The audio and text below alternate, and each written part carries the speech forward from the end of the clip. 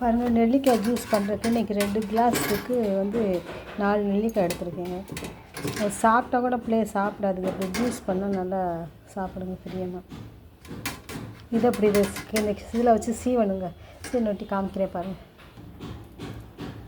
பாருங்கள், இப்படி துருவி வச்சு இப்படி துருவினே மிக்ஸி ஜாரில் போட்டு இது நல்லா வலுவலுன்னு துவையல் மாதிரி அரைக்கணுங்க.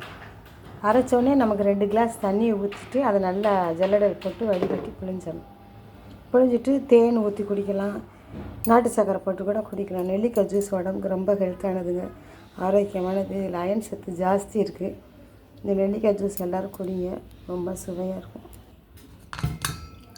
பாருங்கள், ஜூஸு இப்படி வடிகட்டியாச்சு.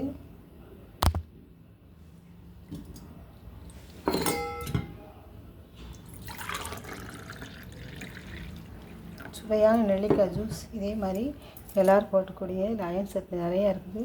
முடி நரைச்சிருந்தா கூட அந்த முடி கூட கருமையாகுதுங்க. குழந்தைகளுக்கெல்லாம் கொடுக்கலாம்.